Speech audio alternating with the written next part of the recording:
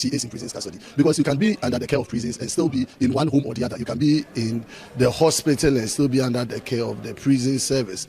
And so we want a definitive information from the minister. And if she has indeed been taken there, where is the information not coming from government? If government fails to provide that as we have requested, we will use all the available tools available to us in Parliament to make those inquiries so that the Minister for Interior may be asked those questions to come and provide details to us. But we don't need to trigger that option since government has to be accountable to its people. This is a matter of national interest. She's in the country, so there's no problem about asking where Sedinam is. If they want to know where it is, it's very easy.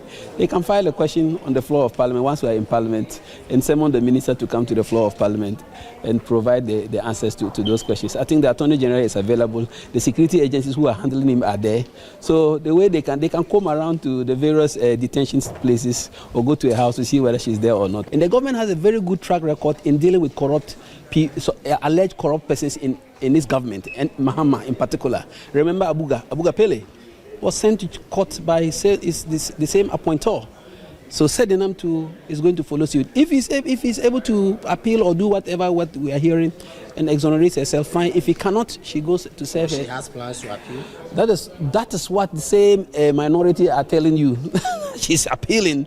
Everybody in this country, I said that, look, let's leave people who have indulged in criminal acts after being appointed to face the laws of this country. Let's stay away and allow the judicial system, the Attorney General, and the prosecutors to deal with the case. She has been convicted. They say she's under custody. Whether she's at Nsawam or she's in the house, it depends on what he has told the government or told the security agencies, and they have allowed him to go to wherever they have put him. We don't have authority over that. Away from Parliament, calls are growing for early prevention, newborn screening, better training for healthcare workers, and stronger measures to end the growing number of sickle cell patients in Ghana. With over 18,000 children born each year with the condition, families continue to struggle with limited support. Timely medical care for sickle cell disease, one of the world's most common inherited disorders, remains a challenge. Delayed diagnosis and limited access to medication continue to disrupt education, livelihoods, and family well-being. Speaking at the third Sickle Cell Conference, Ghana's envoy to the Caribbean region, Kwesi Dakwa, said sickle cell disease demands urgent action. For too long, we've treated this as an isolated family tragedy. For too long, it's been pushed into the shadows of global health priorities. Starved of funding and weighed down by cultural stigma, sickle cell disease is a world health emergency. It is an economic drain on our nations. It is a thief of young potential. The Director of Public Health at the Ghana Health Service, Dr. Franklin Esiedu Bequin, insists that the disease is not a spiritual problem and can be effectively managed. Annually, there are about 18,000 children that are born with the disease. It does not mean that you are a sickle cell disease patient, you die. No, we have people who have lived even up to the age of 90. It's a disease which is genetic in nature, but there are medicines that are available that will prevent occurrence of or frequency of this crisis. And then I would say that so far as you go to hospital, there are also medicines that are available, like hydroxyurea, that will minimize the complications that will occur. The Technical Director of Operations at the Ministry of Health, Dr. Hafiz Adam Tahil, admitted that gaps persist. A faith-based organization will need to up our game in terms of counseling, just in case, there's a situation where there are traits, so that early enough you don't even marry, left alone to produce a baby with sickle cell. And so I'm advising that my fellow Muslims, the imams, when they are counseling for marriage, they should include and advise that they should go for medical checkups. The Ministry of Health alone cannot do it all. And so we need collaboration from all angles. Meanwhile, a national strategy for 2024 to 2028 has been developed, along with new case management guidelines aimed at standardizing treatment across hospitals, clinics, and CHIPS compounds. Now, for many families in Ghana, dealing with sickle cell disease goes beyond managing painful episodes.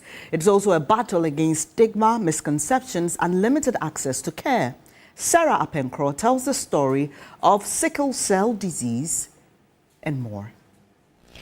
4-year-old Anatella was diagnosed with sickle cell disease at the age of 4. Her father says the journey has been challenging, marked by frequent hospital visits and moments of uncertainty. Today, she's discharged after spending more than a week in hospital following a weather-triggered sickle cell crisis. Anatella remains cheerful despite the challenges. It is very tough, but you brought the child to the world by yourselves, so you cannot abandon. So at least it's not going to be like this all the time. It doesn't mean that you have sickle cell, that means it's a bad child or a child that cannot survive or whatever. When they go according to the medications, they can still be like strong ones. She's very clever. That is something that encouraged me most. Her father says he is prepared to do everything possible to ensure she receives the care she needs and enjoys a normal childhood. I love her so much. Besides, she's the only daughter I have. So I also do anything in my power to take care of her. I only wish that God should help me, that I should have money. If I have the money, whatever I can take her to, I will do within my power. Sickle cell disease remains a significant public health concern in Ghana. Health experts estimate that about 18,000 babies are born with the condition each year, while nearly 8 million Ghanaians carry the sickle cell trait. Despite years of awareness campaigns, many people remain unaware of their status, delaying diagnosis and treatment. If you test and your child is found to have it, the sickle cell disease, now there are centers doing newborn screening in Ghana, and if that is not done, Ghana Health Service policy is that from 6 months upward, every child should be tested and know their status. So once the child is picked up and care is started early, they don't tend to develop as much of the stigmata, that is the physical features and the severe complications of the disease, because we are able to pick them up and manage them better. Although advances in treatment have helped reduce the frequency and severity of sickle cell crisis, access to essential medications and specialized care remains a challenge in many parts of the country. The management of sickle cell has moved so far. We now have the disease-modifying therapy, hydroxyurea, is one of the game changers here. It doesn't just work like folic acid, it actually goes into the body to change the way that the red blood cell shape is and to stabilize it, and so that has been a major game changer. The issue with hydroxyurea is that even though it's available in Ghana, it is not accessible at all points. It's only in certain hospitals that you may get it. So, for instance, we had one patient come in from Bator, Volta region, just to come and pick medications here monthly and to go back because she does not have a place close by. Dr. Ajwa Mante also warns that recent weather patterns can trigger sickle cell crisis. The crises usually have risk factors that trigger them, and one of them is cold weather. And in the rainy season, we have cold weather. So children with sickle cell should be kept warm. That is, wear long clothing, socks if needed, jackets to keep warm.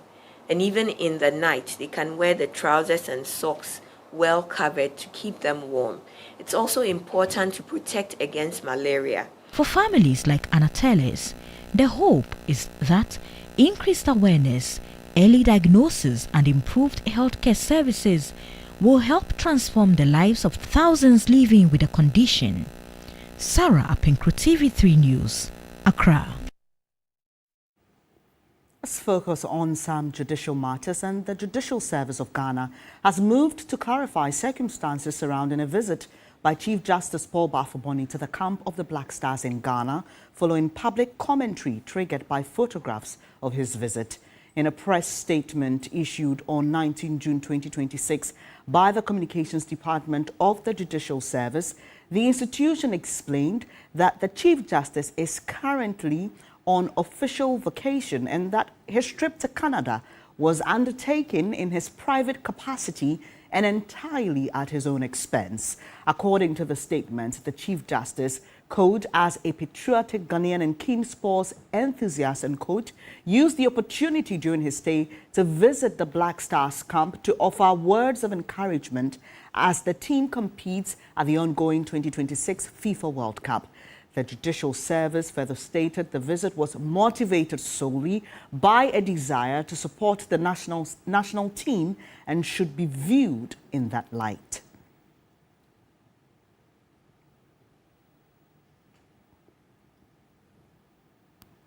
Some more stories on U360, and a former Deputy Defense Minister, Kofi Amankwa-Manu, has described Kennedy Agyapong's claims of stopping his committee from accessing the Afari Military Hospital as baseless. According to Amankwa-Manu, he sat as the chair of the Project Implementation Committee at the Defense Ministry, and never did he cite any request from Mr. Agyapong's committee.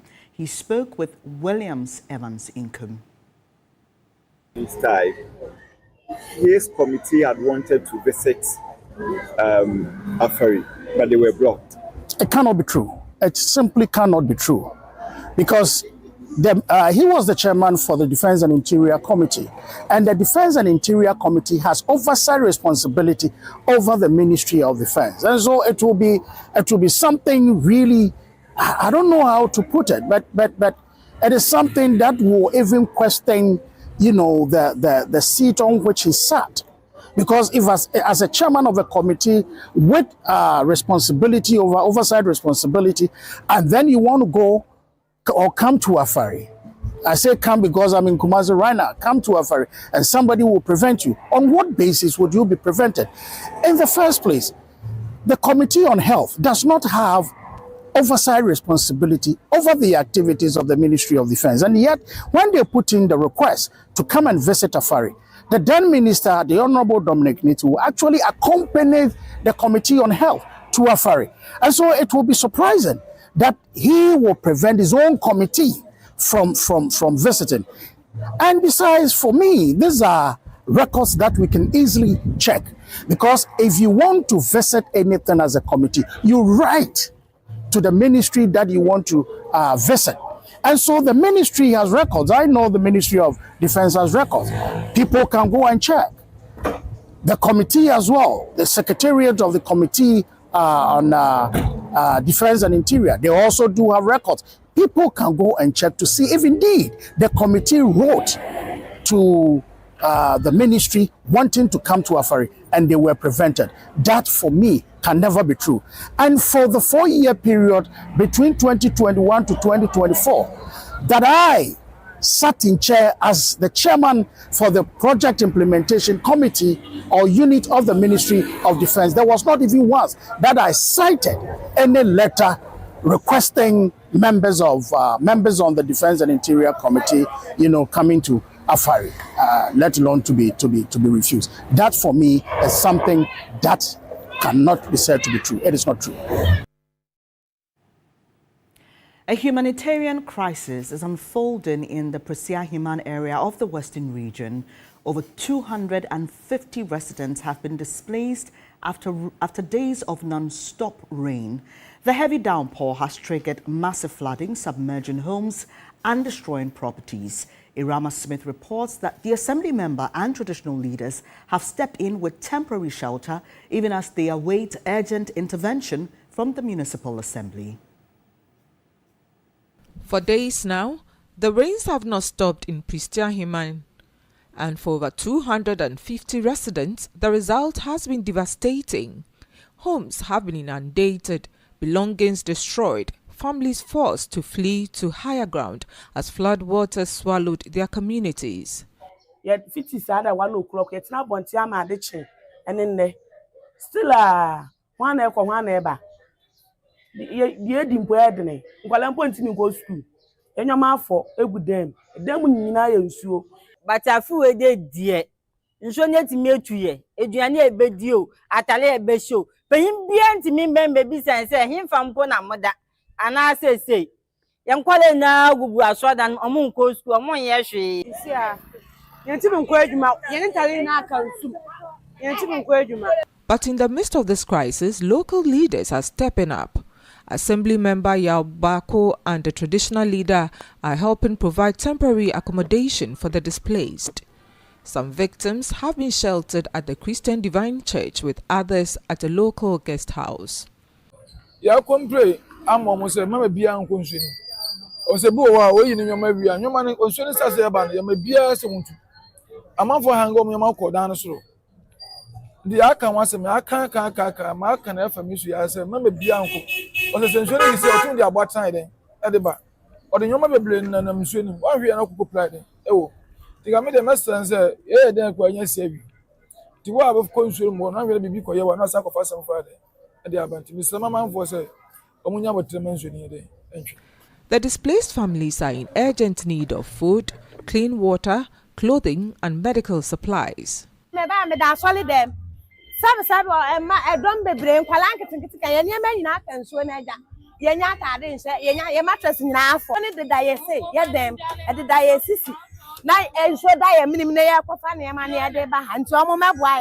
No who says ya am about Christian him I am about to my boy. Phone the baby about video no way one cash there. Ebia de and I'm paying pie better don't swear. Nina for Bibia and Tale Bibia sempeni for about no way a phone away video one cash no sans. Deputy Municipal NADMO Coordinator Emmanuel Sasa says they are working closely with the Municipal Chief Executive to ensure no one is left behind as they find a lasting solution to the problem.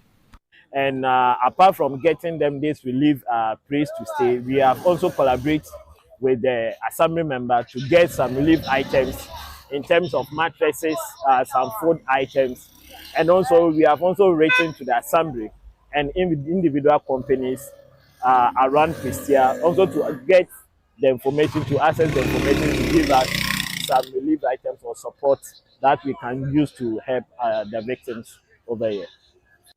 But the community members are growing anxious as they await a response from the Municipal Assembly.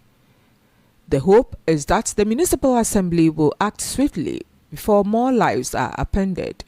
Irama Smith, TV3 News, Christian Himan, Western Region. We've got more news for you here on News 360. Do stay with us.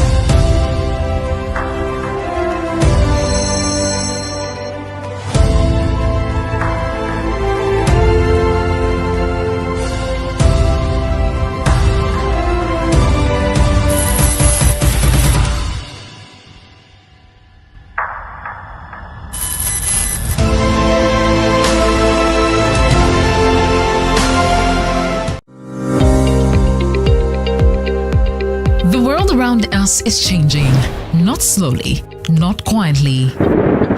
In the north, the rains that once arrived on time don't come anymore.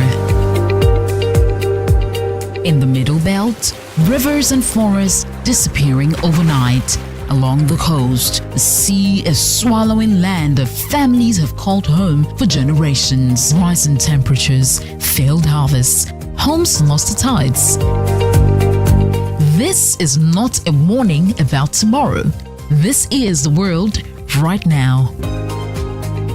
TV3 and the German Embassy in Ghana. The conversation on climate, security implications in Ghana. The Climate Talks 2026. 5 cities, 5 conversations, 1 urgent call to action. Tamale, Bolgatanga, Kumasi, Keta, Accra. Starting this June 2026. The climate talks are coming, and this time, the people most affected by Ghana's climate security crisis will be at the center of it all.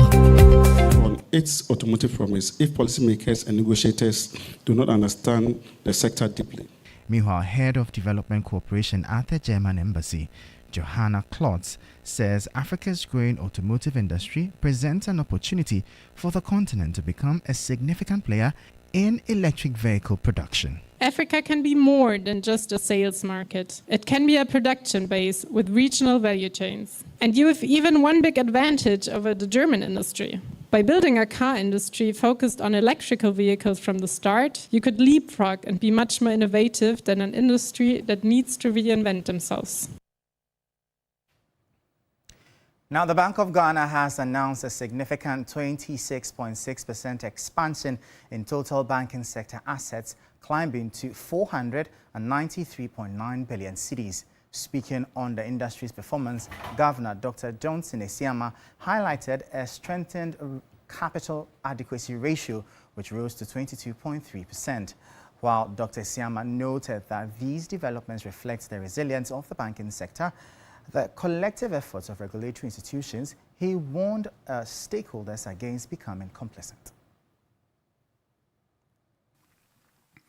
Asset quality, that has also improved, with the NPL ratio declining from 23.6% down to 18%.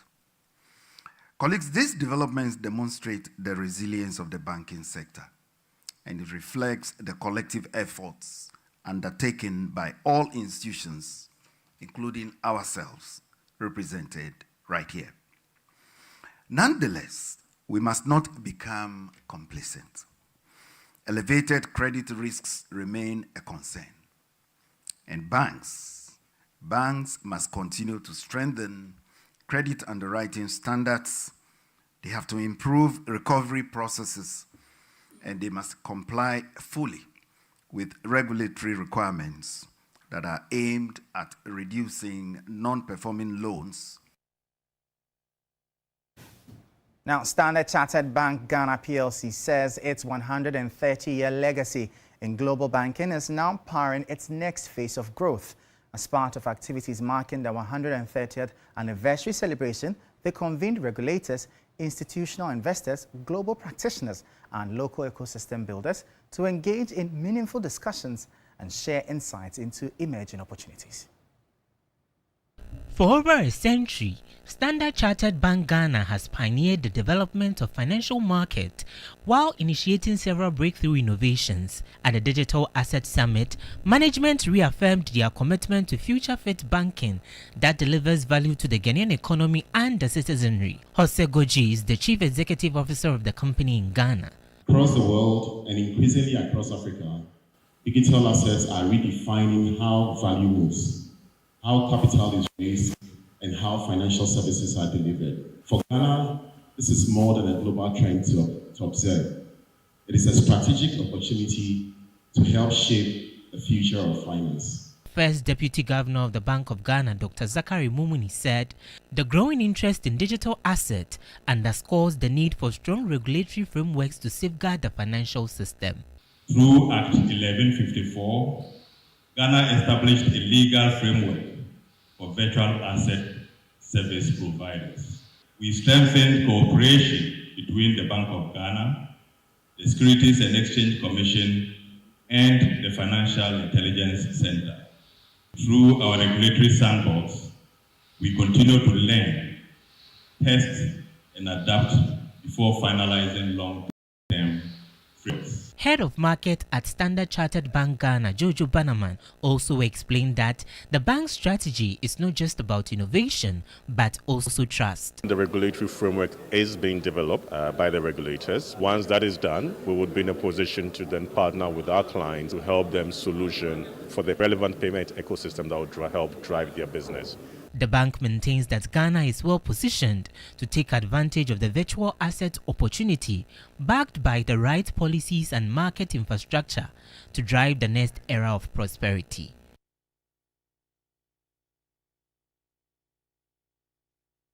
For the business segment here on News 360, I am Michael Obudu. Up next is sports.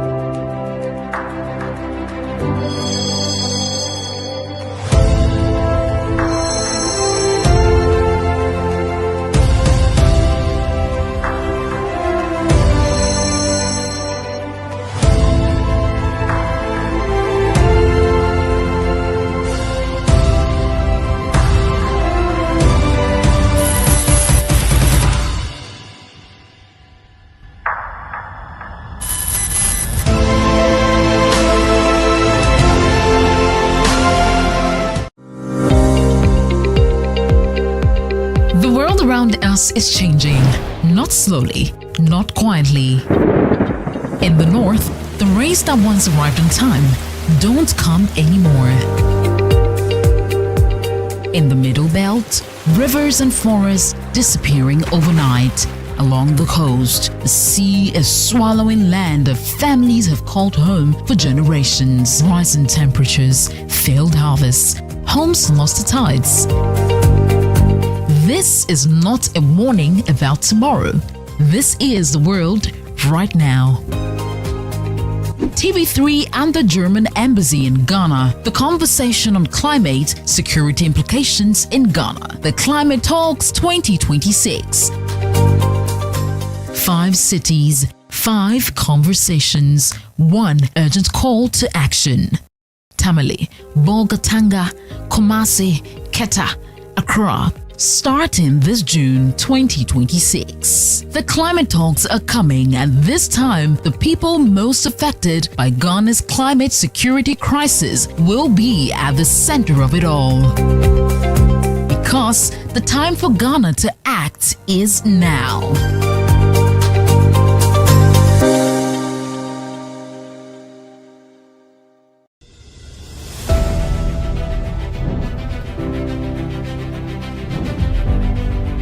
In a world full of noise,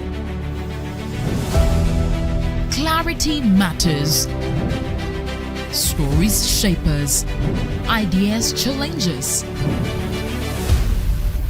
An honest dialogue moves us forward. This is a space for depth, where voices are heard and perspectives matter. Conversations with Dr. Abnanya Kwasmini, coming soon on TV3. TV3, first in news.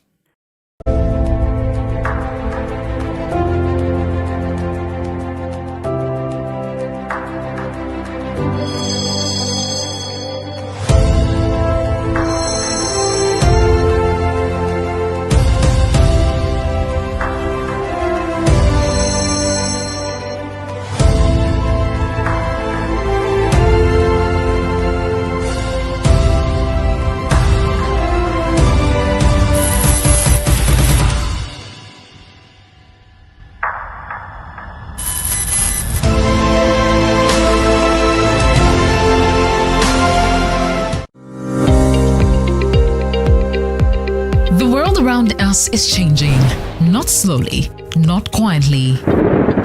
In the north, the rains that once arrived on time don't come anymore. In the middle belt, rivers and forests disappearing overnight. Along the coast, the sea is swallowing land that families have called home for generations. Rising temperatures, failed harvests, homes lost to tides. This is not a warning about tomorrow. This is the world right now. TV3 and the German Embassy in Ghana. The conversation on climate security implications in Ghana. The Climate Talks 2026. 5 cities, 5 conversations, 1 urgent call to action. Tamale, Bolgatanga, Kumasi, Quetta, Accra. Starting this June 2026. The climate talks are coming, and this time the people most affected by Ghana's climate security crisis will be at the center of it all. Because the time for Ghana to act is now.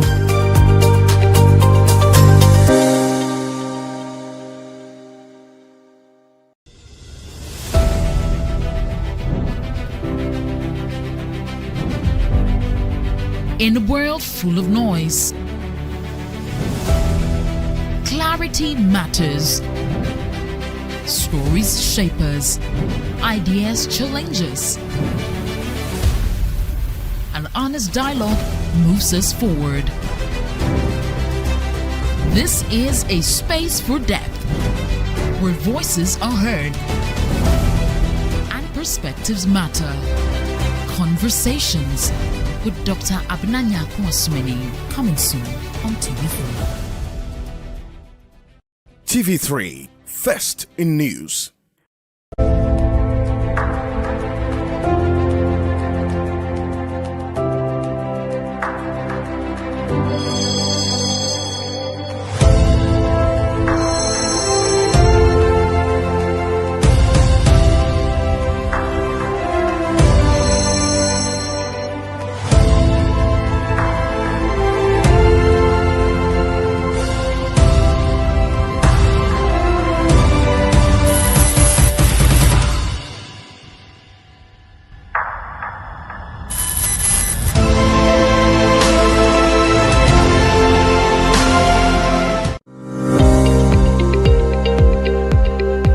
Around us is changing, not slowly, not quietly. In the north, the rains that once arrived on time don't come anymore. In the middle belt, rivers and forests disappearing overnight.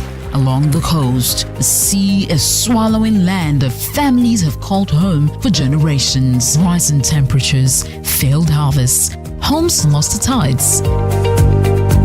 This is not a warning about tomorrow. This is the world right now. TV3 and the German Embassy in Ghana. The conversation on climate security implications in Ghana. The Climate Talks 2026. 5 cities, 5 conversations, 1 urgent call to action. Tamale, Bolgatanga, Kumasi, Keta, Accra. Starting this June 2026. The climate talks are coming, and this time, the people most affected by Ghana's climate security crisis will be at the center of it all. Because the time for Ghana to act is now.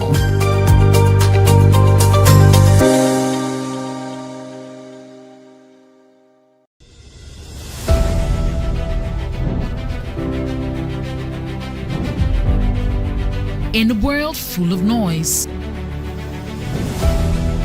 clarity matters.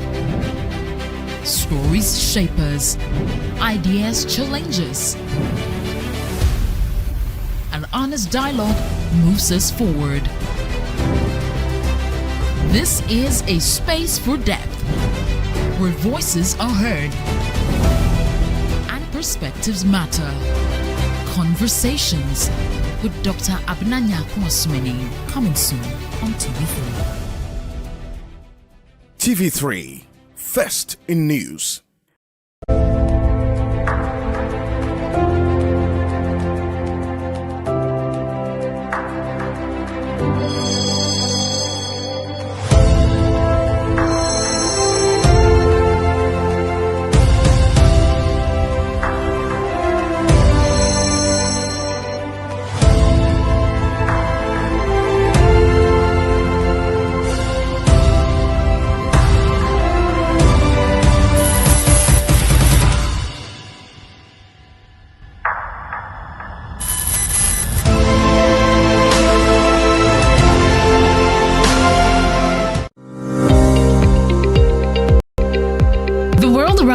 Is changing, not slowly, not quietly.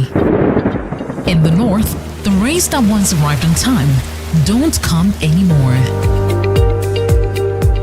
In the middle belt, rivers and forests disappearing overnight. Along the coast, the sea is swallowing land that families have called home for generations. Rising temperatures, failed harvests, homes lost to tides. This is not a warning about tomorrow. This is the world right now. TV3 and the German Embassy in Ghana. The conversation on climate security implications in Ghana. The Climate Talks 2026. 5 cities, 5 conversations, 1 urgent call to action. Tamale, Bolgatanga, Kumasi, Keta, Accra. Starting this June 2026. The climate talks are coming, and this time, the people most affected by Ghana's climate security crisis will be at the center of it all. Because the time for Ghana to act is now.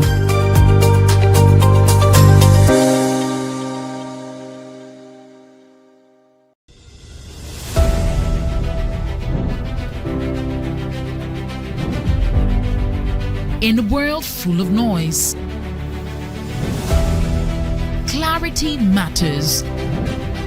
Stories shape us, ideas challenge us. An honest dialogue moves us forward. This is a space for depth, where voices are heard and perspectives matter. Conversations with Dr. Abnanya Kwasmini, coming soon on TV3.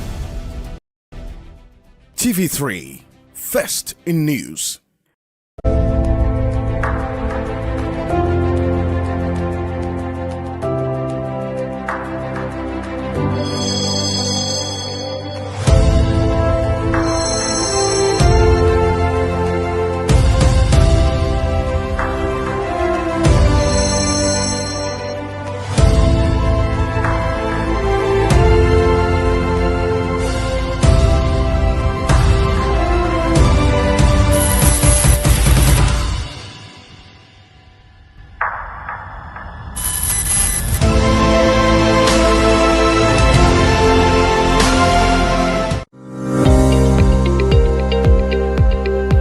Around us is changing, not slowly, not quietly. In the north, the rains that once arrived on time don't come anymore. In the middle belt, rivers and forests disappear. The Africa Incubation Program has rewarded outstanding young creatives with financial support to help grow their projects. Now, speaking at the event, a chief executive officer of the Creative Arts Agency commended the French Embassy for the initiative, noting that the program will help transform the dreams of many young creators into reality. The second edition of the program attracted more than 400 entries and project submissions from across the country. Following a rigorous selection process, 30 projects were shortlisted, while 17 participants advanced to an intensive boot camp. At the end of the program, 15 finalists drawn from various creative fields, including fashion, music, animation, and filmmaking, received financial packages to support the development and expansion of their projects.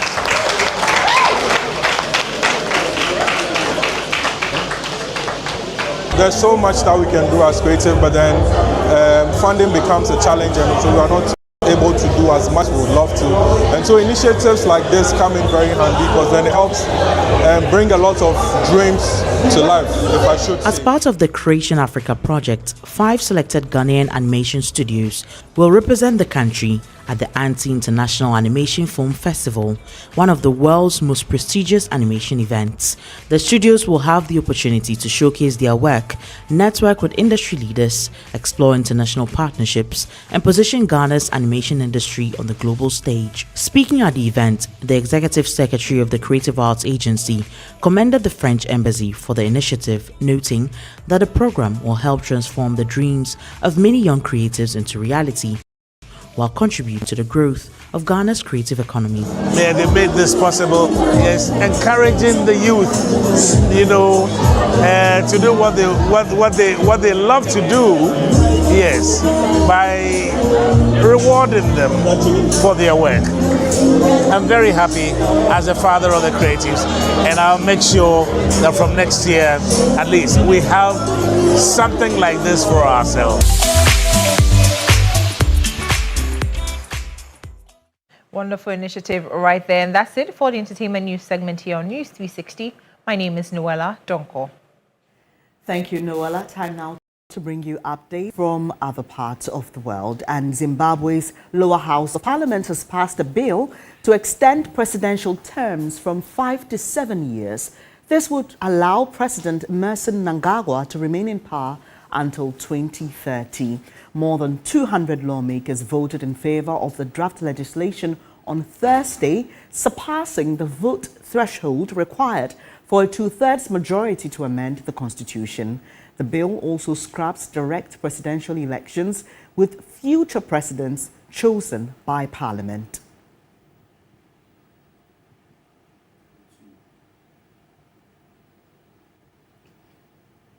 And Andy Burnham says he wants to lay out a new path for Britain after winning in the Makerfield by-election. Speaking to supporters in his new constituency, Burnham says Labour needs to make life affordable again.